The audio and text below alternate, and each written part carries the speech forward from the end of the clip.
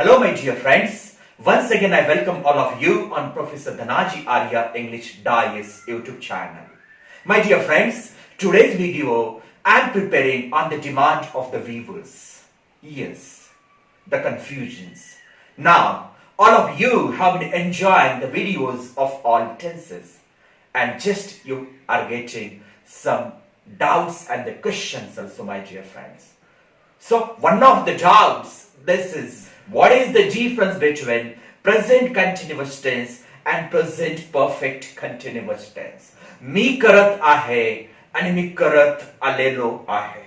बऱ्याच वेळेस मराठीमध्ये बोलत असताना मी करत आलेलो आहे हे सुद्धा आपण मी करत आहे असंच बोलतो आणि मग सुरू होतं confusion. So what is the confusion between two tenses? The confusion is like this. मी करत आहे, am doing, आणि मी करत आलेलो आहे, I have been doing since morning, or one particular time we shall mention over here. My dear friends, whenever we speak, what we exactly speak, that first we have to understand. नेमकं आपण काय बोलतोय हे आपल्याला समजून घेतलं पाहिजे. नेमकी त्या क्रियेची स्टेट कोणती आहे ती आपल्याला समजून घेतली पाहिजे. जर आपण आता बोलत असतानाच्या क्षणी जी कोणती क्रिया एखादी सुरू आहे, the action which is continue at the moment of speaking, the action which is continue at the moment of speaking requires present continuous tense. Yes, for example, I am speaking with you now. I am speaking with you now. This is a present continuous tense. आता या वेळेला ही क्रिया चालू आहे, म्हणजेच मी आता तुमच्याशी बोलत आहे. पण मित्रांनो, याच बोलण्याची जी काही क्रिया आहे हीच क्रिया जर मला एका वेळेपासून सुरू झाली आहे आणि ती अजूनही चालू आहे अशी जर मला मेन्शन करायची असेल तर मला प्रेझेंट परफेक्ट कंटिन्युअस टेन्सचा उपयोग करावा लागेल आणि ती वेळ व्यक्त करण्यासाठी दोन प्रेपोजिशनचा मला विचार करावा लागेल. ते प्रेपोजिशन्स म्हणजे सिन्स आणि फॉर. एक विशिष्ट क्रिया सुरू झालेली पास्ट मधली वेळ जर मला सांगायची असेल तर मी तिथे सिन्स वापरेन आणि जर मला त्या क्रियेचं ड्युरेशन सांगायचं असेल तर मी येथे फॉर वापरेन आणि हे उदाहरण मी असं सांगेन, I have been speaking since morning. I have been speaking for 2 hours. म्हणजे काय, मी 2 तासापासून बोलत आलेलो आहे. म्हणजेच आपण बोलत असताना असे बोलतो, मी 2 तास झालं बोलत आहे किंवा मी सकाळपासून बोलत आलेलो आहे. So what we are expressing here, we are expressing what the action is progress. Action is in progress. Action is continue from one point of time in the past till now or till the speaker speaks in the present, you know. Let me repeat, that action continue from one point of time in the past till the speaker speaks or to the another point of time in the present. Yes, my dear friends, ही क्रिया सुरू झाली आहे already past मध्ये आणि जेव्हा मी बोलतोय, जेव्हा speaker बोलतोय त्या वेळेपर्यंत ती क्रिया चालू आहे किंवा जस्ट त्या वेळेला ती संपली आहे. तेव्हा त्या क्रियेचा स्पॅन देण्यासाठी किंवा ती क्रिया नेमकी केव्हा सुरू झाली होती तेव्हापासून आतापर्यंत, तेव्हा सुरू झालेल्या वेळेपासून ते आतापर्यंत, म्हणजे ती क्रिया पास्ट मध्ये सुरू झालीये, चालू आहे आणि अजूनही मी बोलत असतानाच्या क्षणी ती क्रिया चालू आहे किंवा आता संपलीये, हा स्पॅन जेव्हा आपल्याला सांगायचा आहे किंवा तिचा स्टार्टिंग पॉइंट सांगायचा आहे तेव्हा आपण प्रेझेंट परफेक्ट कंटिन्युअस टेन्स वापरतोय. बऱ्याच वेळेस याच्यामध्ये कन्फ्युजन्स येतात. जेव्हा आपण एखाद्याला विचारतो, तू त्या कॉलेजमध्ये किती दिवसापासून तू काम करतोस किंवा किती वर्ष झालं तू काम करतोयस, how long have you been working in the college? Then that person answers, I am working in that college from 1999. मित्रांनो, हे जे स्टेटमेंट आहे हे स्टेटमेंट रॉंग आहे. त्याचं कारण असं आहे, I am working in that college, आणि मग आपण सिन्सचा रेफरन्स देतोय, पास्टचा रेफरन्स देतोय, 1999 म्हणतोय, तेव्हापासून क्रिया चालू आहे असं म्हणायचं असेल तर इथे आय एम वर्किंग चालणार नाहीये, तर इथे आपल्याला लिहावं लागेल आय हॅव बीन वर्किंग. जेव्हा जेव्हा आपण एक्सपिरियन्स सांगतोय, आपल्या कामाचा एक्सपिरियन्स आपण सांगतोय आणि तिथे सांगतोय या कॉलेजमध्ये मी एवढे दिवस झालं मी काम करतोय, किंवा एवढ्या वर्षापासून मी काम करतोय, किंवा 1999 पासून काम करतोय, बऱ्याच वेळेस इथे बरेच लोक प्रेझेंट कंटिन्युअस टेन्स वापरतात. I am working in this college, in that college since म्हणायला लागतात. पण परत एकदा सांगतोय हे चुकीचं आहे, तर आपल्याला वापरावं लागेल I have been working in this college since particular time सांगण्यासाठी सिन्स 1999, आणि स्पॅन सांगण्यासाठी I have been working in this college for last 21 years. Means in this way, there is the difference between present continuous tense and present perfect continuous tense. If I say one more example, I am studying. मी अभ्यास करत आहे. He is studying. तो अभ्यास करत आहे. Means his study is going on right now when I am talking, when I am speaking. या वेळेला त्याचा अभ्यास सुरू आहे. But if I say he has been studying since morning, इथे मात्र मला ती क्रिया सकाळी सुरू झाली आहे आणि अजूनही ती सुरू आहे. त्या क्रियेचा मला कालखंड या ठिकाणी सांगायचंय, किंवा ती क्रिया मला कधी सुरू झाली आहे ते मला सांगायचंय.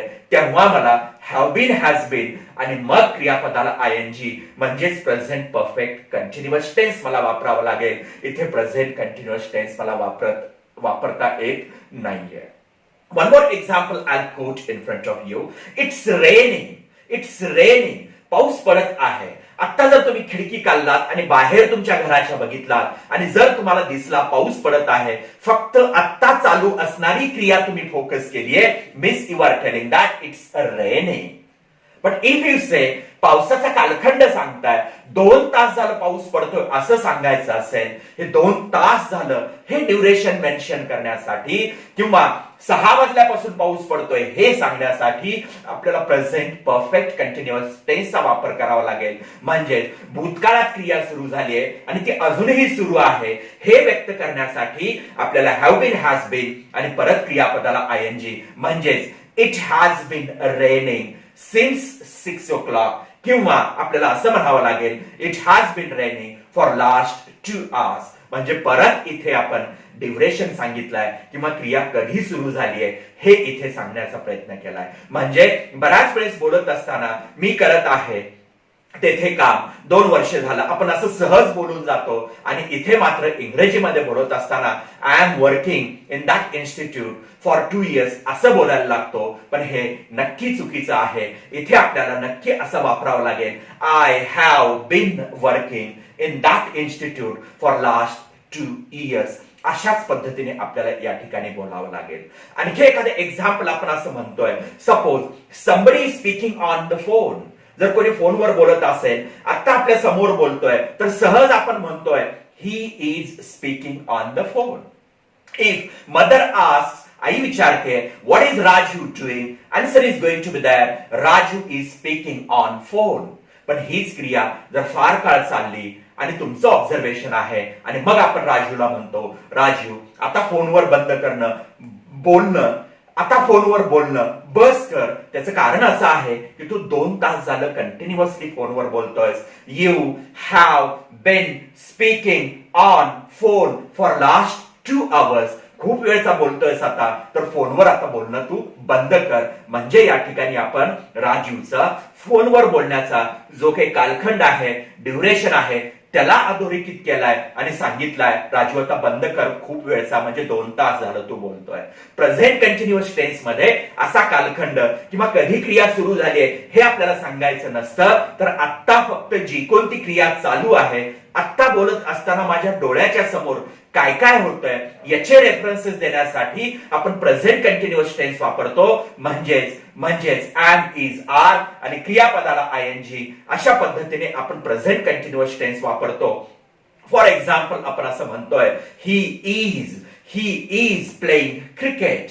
He is playing cricket. तो क्रिकेट खेळत आहे. आत्ताची क्रिया आहे, आत्ता खेळत आहे. पण आपण असं जर म्हणालो he has been playing cricket, इथे मात्र आता आपल्याला कुठला तरी वेळेचा कालखंडावर फोकस द्यावा लागेल किंवा केव्हापासून ही क्रिया सुरू झाली आहे हे सांगावं लागेल. आणि हे सांगत असताना मग आपण म्हणूया he has been playing cricket since 4 o'clock किंवा he has been playing cricket for last 2 hours किंवा एखादं एक्झाम्पल आपल्याला असं देता येईल Virat has been playing cricket for India for last 10 years. And if I say Virat is playing cricket म्हणजे तो आत्ता क्रिकेट खेळतोय, बॅट आणि बॉल समोर दिसतोय आणि बस आपण हायलाइट करतोय आत्ता क्रिकेट खेळण्याची. But if I say Virat has been playing, त्याचा कालखंड केव्हापासून तो खेळतोय, 2008 पासून 2009 पासून केव्हापासून खेळतोय ते आपल्याला हायलाइट करायचंय. तर अशा सिच्युएशन मध्ये वेनेवर जेव्हा केव्हा आपल्याला आत्ताची क्रिया सांगायची आहे, नाऊवर फोकस आहे, नाऊला काय होतंय हे सांगायचंय, व्हॉट इज कंटिन्यू ऍट नाव हे आपल्याला सांगायचंय, तेव्हा आपण and is are आणि क्रियापदाला आयएनजी म्हणजेच प्रेझेंट कंटिन्युअस टेन्स म्हणजेच मराठीमध्ये मी करत आहे आत्ता असं म्हणायचंय. आणि जेव्हा केव्हा आपल्याला एका ड्युरेशनवर फोकस करायचंय, त्या क्रियेची सुरुवातीचा वेळ तेव्हापासून ती चालू आहे असं आपल्याला म्हणायचंय किंवा एका विशिष्ट कालखंडासाठी एका विशिष्ट ड्युरेशनसाठी ती क्रिया चालू आहे असं आपल्याला म्हणायचंय. म्हणजेच ड्युरेशन फोकस करायचंय किंवा त्या क्रियेचा स्टार्टिंग पॉइंट फोकस करायचंय, तेव्हा मात्र आपल्याला have been, has been plus क्रियापदाला आयएनजी आणि समोर टाइम दाखवण्यासाठी, वेळ व्यक्त करण्यासाठी सिन्स टाइम म्हणजेच पॉइंट ऑफ टाइम दाखवण्यासाठी आणि फॉर पिरियड ऑफ टाइम दाखवण्यासाठी हे टाइमचे प्रेपोजिशन्स आपल्याला वापरावे लागतील. म्हणजेच आपल्याला प्रेझेंट परफेक्ट कंटिन्युअस टेन्स वापरावं लागेल. म्हणून जेव्हा केव्हा तुमच्या क्रियेचा स्पॅन सांगायचंय,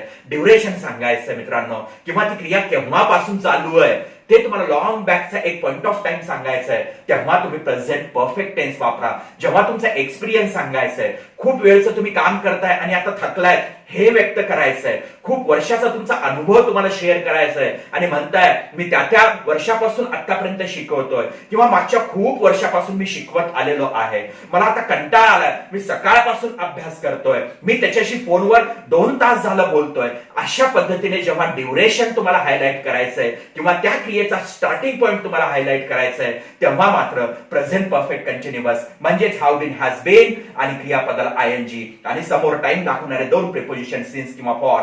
सिन्स हा लावा पॉइंट ऑफ टाइम साठी आणि फॉर हा लावा येस स्पॅन ऑफ टाइम साठी आणि प्रेझेंट परफेक्ट कंटिन्युअस टेन्सचा वापर करा. आणि जेव्हा केव्हा तुम्हाला म्हणायचंय आत्ता, या क्षणी, नाव, ज्या काही हालचाली होत आहेत त्याच्याबद्दल तुम्हाला बोलायचं असेल, look he is playing, look he is running, look it's raining म्हणजे काय, बघ आता हे समोर चाललंय, असं जेव्हा तुम्हाला बोलायचं असेल तेव्हा मात्र तुम्ही घेणार आहात and is are आणि क्रियापदाला आयएनजी. तर या दोघांमधला फरक तुमच्या लक्षात आलेला असेल. The action which is continue at the moment of speaking. Let me repeat, remember, the action which is continue at the moment of speaking. बोलत असतानाच्या क्षणी जी कोणती क्रिया किंवा ज्या कोणत्या क्रिया चालू आहेत हे व्यक्त करण्यासाठी am is are आणि आयएनजी म्हणजेच present continuous tense. Number 2, the action which already started in the past and it is in progress till now or up to this moment in present. Remember, एखादी क्रिया भूतकाळात आधीच सुरुवात झाली आहे आणि ती वर्तमान काळामध्ये म्हणजेच आतापर्यंत अजूनही ती क्रिया चालू आहे हे व्यक्त करण्यासाठी आपल्याला हॅव बीन, हॅज बीन आणि क्रियापदाला आयएनजी म्हणजेच प्रेझेंट परफेक्ट कंटिन्युअस टेन्स आपल्याला वापरावा लागणार आहे. या दोन्ही टेन्स मध्ये कन्फ्युज होऊ नका आणि बोलण्यामध्ये चुका करू नका. That's all my dear friends from me. Thanks a lot for patient listening. Thank you once again.